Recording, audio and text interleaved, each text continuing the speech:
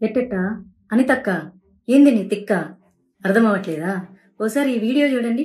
100, 350, 700 యాలం పాటలు పాడుకుంటున్నారు. అర్థమవుతుందా? ఓసారి వినండి. ఒకవేళ కావాలనుకోండి ఎన్ని రోజులు మైక్ పెడతారో చూసుకుని దానికి ఒక 100 రూపీస్. హైట్ ని బట్టి height above 3 feet to 6 feet అనుకోండి, దానికి ఏంటంటే ఈకో ఫ్రెండ్లీ 350 రూపీస్. అలాంటివి మనకి హైట్ అబౌవ్ 6 feet అయితే 700 రూపీస్. ఇప్పుడు నేను మాట్లాడబోయే టాపిక్ అయితే చాలా మందికి కోపం తెప్పిస్తుంది. ఎస్పెషల్లీ ఏంటంటే పొలిటికల్ పార్టీ వాళ్ళకి కోపం తెప్పిస్తుంది అనమాట. అందులోనూ ఆంధ్రప్రదేశ్లో ఉన్నటువంటి పొలిటికల్ పార్టీ ఇప్పుడు మన హోమ్ మినిస్టర్ గారు అనిత గారు మాట్లాడారనమాట. వెరీ అన్ఫార్చునేట్ ఏంటంటే ఈ అలయన్స్ ప్రభుత్వంలో మా పార్టీ కూడా ఉంది, బీజేపీ. అయినా సరే నేను తప్పు అని ఖండించి తీరతాను. ఎందుకంటే నాకు పార్టీ కంటే ముందు దేశం, ధర్మం, అందులోనూ నా హిందూ ధర్మం. నా తెలియగలుగుతాను, ప్రతి వాళ్ళకి హిందూ పండుగల మీద పడి ఏడవడమే తప్ప ఇంకా వేరే పని లేదా? ఏమ్మా అనిత గారు, ఏంటమ్మా పాటలు గణేష్ మండపాలలో పెడితే 100 రూపాయల, అడుగు అడుగుకి 350 రూపాయల ఎకో ఫ్రెండ్లీ గణేషకి? ఓ పని చేయండి. మామూలుగా మనకి చాలా మంది చనిపోతూ ఉంటారు రోజుకి, వాళ్ళ మీద అంతో కొంత చిల్లర చల్లుతూ ఉంటారు.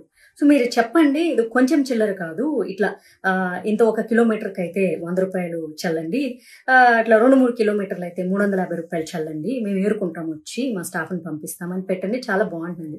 మనకి ఏదన్నా కష్టం వస్తే భగవంతుడు చూసుకుంటాడంట. ఆ భగవంతుడికే ఈరోజు కష్టం పెడుతున్నారు మీరు.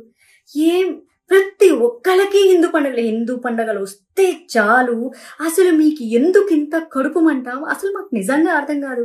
ఇదే రూల్ మీరు క్రిస్టియన్స్కి పెట్టండి, ఇదే రూల్ మీరు ముస్లిమ్స్కి పెట్టండి, తర్వాత హిందువులకు కూడా పెట్టండి. మేమేమి అందరికీ సమానంగా రూల్స్ పెట్టండి. రోజుకి 5 సార్లు నమాజ్ చేస్తూ ఉంటారు కదా, వాళ్ళకి ఎప్పుడైనా రూల్స్ పెడతారా? మరి వాళ్ళకు కూడా నమాజ్కి 100 రూపాయలు అని పెట్టాలి కదా. గణేష్ మండపాల దగ్గర సాంగ్లకి 100 రూపాయలు ఏంటి? లేకపోతే క్రిస్టియన్స్ అర్ధరాత్రులు కూడా పెడుతూ ఉంటారు కదా. నేను ఎవరిని కించపరచట్లేదు, ఇక్కడ గుర్తుపెట్టుకోవాలి. పొలో మనం తిట్టడానికి రెడీ అయిపోతుంటారులే కానీ ఆయన భగవంతుడికి పోవడానికి కష్టాలు వచ్చాయంట, పోడి మాధవులతో కష్టాలు వస్తే ఏంటి, మీరు తిడితే ఏంటి, నాకేం మరి? వాళ్ళకు సేమ్ రూల్స్ అప్లై చేసి మాకు కూడా సేమ్ రూల్స్ అప్లై చేయండి. మేము వేస్తాం, చిల్లర వేస్తాం. ఏముంది, ఎంతో మందికి అన్నదానాలు చేస్తూ ఉంటారు హిందువులు. ఎంతో మందికి ప్రతిరోజు మండపాల దగ్గర బోల్డ్ అన్ని ప్రసాదాలు, లేకపోతే ఇంకోటి. అసలు మా పండగలంటేనే 10 మందిని బతికించడానికి ఉండేటటువంటి వ్యవహారం అది. ఒక వినాయక చవితి వస్తే మండపాలు వేసేటోళ్ళు ఏంటి, మట్టి బొమ్మలు తయారు చేసేటోళ్ళు ఏంటి, అసలు ఒకటేంటి అరటి ఇవి అవ్వచ్చు, పత్రం అమ్ముకునేటోళ్ళు కావచ్చు, పూలు పళ్ళు, ఎన్ని వ్యాపారాలు బతికిస్తూ ఉంటారు హిందువులు. అట్లాంటిది మీ మొహాన చిల్లరేయడానికి మాకేముంది? మేము దాని బిచ్చం వేస్తాం. మేము కావాలంటే మండపాల దగ్గర మీరు వచ్చి అడుక్కుంటున్నారు. యాక్చువల్లీ చెప్పాలంటే టు బి ఆనెస్ట్లీ 100 రూపాయలు 350 రూపాయలు అని చెప్పి అడుక్కి 350 రూపాయలు మీరు బిచ్చం అడుగుతున్నారు. మేము బిచ్చం వేస్తాము, ఏముంది? మా విగ్రహాల దగ్గర మీరు బిచ్చం ఎత్తుకుంటుంటే వేయడానికి మాకు ఏమన్నా ప్రాబ్లమా? నేను ఇప్పుడు ఇలా మాట్లాడాను అనుకో, ఇప్పుడు ఎన్వైరన్మెంట్ మీద ప్రేమ పుట్టుకొచ్చేస్తుంది చాలా మందికి. ప్రకృతి ప్రేమికులు అంటూ మాట్లాడతారు. మీరు మట్టి బొమ్మలు, ఆకులు అవన్నీ తీసుకెళ్లి వాటర్లో వేస్తారు, మరి వాటన్నింటినీ చెరువుల్లోంచి, కాలువల్లోంచి, వీటిలోంచి బయటికి తీయాలి. వాటికి ఎంత శ్రమ అవుతుందో తెలుసా, ఎంత పాడైపోతుందో తెలుసా, ఎన్వైరన్మెంట్ ఎంత నాశనం అయిపోతుంది. అట్లీస్ట్ ఇలాంటి రూల్స్ అన్న పెడితే సో అప్పుడైనా కేర్ఫుల్గా ఉండేసేసి తక్కువగా వాడతారు, పెద్ద విగ్రహాలు చేయడం మానేస్తారు. అలా అని చెప్పేసి విగ్రహాలు చేసే వాళ్ళ కడుపుల మీద కొట్టడానికి ఎన్వైరన్మెంట్ పేరుతో మేము చాలా సిద్ధంగా ఉంటాము. ఈ సమయంలోనే మట్టి బొమ్మలు అమ్ముకునే వాళ్ళ జీవితాలు సంకరాకిచ్చి సర్వనాశనం చేయడానికి ఎన్వైరన్మెంట్, వాటి సేఫ్టీ, ప్రకృతి ఆరాధకులు, ప్రేమికులు అనే వాళ్ళం మేము అసలు ఎప్పుడు రెడీగా ఉంటాము. ఎందుకంటే రేప్ చేసిన అమ్మాయి ఎట్ట చచ్చిపోయినా పర్వాలేదు, కానీ రేపిస్ట్ గాడికి ఇంకో శిక్ష వేస్తే మానవ హక్కులు అని చెప్పి ముందుకు వస్తారు చూడు, అట్లాంటి ప్రకృతి ప్రేమికులు ఇప్పుడు ముందుకు వచ్చేస్తారనమాట.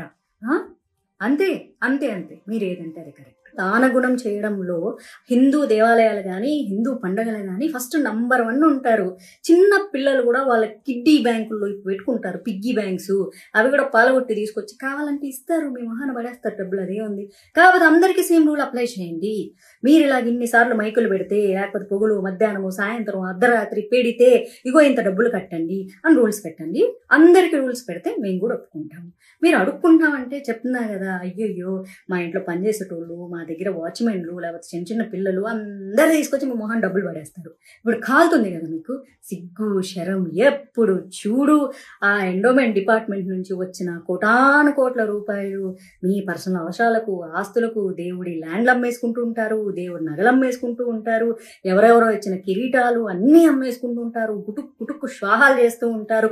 అయ్యి సరిపోనట్టు సిగ్గు లేకుండా దుర్గా నవరాత్రులు వస్తే, వినాయక చవితి వస్తే, దీనమ్మ సిగ్గు, శరం, మానం, అభిమానం, రోషం, పౌరుషం లేకుండా ఒక మినిస్టర్, హోమ్ మినిస్టర్ గారు అయ్యుండి కూడా ఏమో మరి మీకు చంద్రబాబు నాయుడు గారు సలహా ఇచ్చారు, మరి దీని మీద పవన్ కళ్యాణ్ గారు పర్వాలేదు మనకు డబ్బులు వస్తున్నాయి మన పోలీస్ డిపార్ట్మెంట్కి ఈ 10 రోజులు ఎక్స్ట్రా డ్యూటీ చేసినందుకు నెక్స్ట్ మంత్ వచ్చేటటువంటి దసరా పండుగకి, దసరా బోనస్లకి శాలరీల కింద పనికొస్తుందేమో, హిందువులొక్కళ్ళే దానం చేస్తారు అని చెప్పి మరి అనుకున్నారో ఏమో మరి నాకు తెలియదు. ఇప్పుడు నన్ను Pawan Kalyan fans, Chandrababu Naidu fans, TDP fans అందరు వేసుకుంటారు. సిగ్గు శరం. మా బీజేపీ కూడా అలయన్స్ ఉంది ఆంధ్రప్రదేశ్లో. అయినా సరే చెప్తున్నా కదా, దేశం ధర్మం తర్వాతే పార్టీ. మా బీజేపీ ఎప్పుడేం చెప్తుందో తెలుసా? Nation first, party next. అందుకే ఐఎమ్ టాకింగ్ అబౌట్ నేషన్. ఈ నేషన్లో హిందూ ధర్మం నిలబడాలి. మీరు అడుక్కోండి, వినాయక చవితి వస్తుంది మాకు చందాలు ఇవ్వండి, మా పోలీసులను ఎక్స్ట్రా కాపలా పెడుతున్నాము, వచ్చే నెల మళ్ళీ దసరా వస్తుంది, నవరాత్రులు వస్తాయి, దసరాకి బోనస్లు అడుగుతారు, మేము పేదోళ్ళము, మేము పోలీస్ డిపార్ట్మెంట్కి డబ్బులు ఇచ్చుకోలేకపోతున్నాము, దయచేసి చేతులు చాపి అడుక్కుంటున్నాము, మీరు దానం చేయండి అని అడగండి. హిందువులు కోటాను కోట్ల రూపాయలు దానం చేస్తారు తెలుసా? కోటాను కోట్లు, 100, 350 కాదు. ఒక్కొక్కరు కావాలంటే పేదోడు కూడా కూలికి వెళ్ళి ఆ రోజు కూలీ డబ్బులు 500, 600 తీసుకొచ్చి మీ మొహాన్ని వేస్తారు. బతకండి అలాగా, అడుక్కోండి కావాలంటే. మినిస్టర్లు అందరూ వచ్చి ప్రతి పండక్కి వచ్చేసి ఆంధ్రప్రదేశ్ ప్రజలారా, హిందువులారా మాకు ఇట్ట డబ్బులు ఇవ్వండి అని అడుక్కోండి. కోట్ల రూపాయలు ఇట్ట ఇవ్వకపోతే నన్ను అడగండి, ఇస్తారు. మా హిందువులందరూ దానగుణం కలవాళ్ళు. కానీ అఫీషియల్ ప్రెస్ మీట్ పెట్టి దానికి 100, దీనికి 100, దానికి నా 100 అని అడుక్కోవద్దు. Shame on you, shame on you.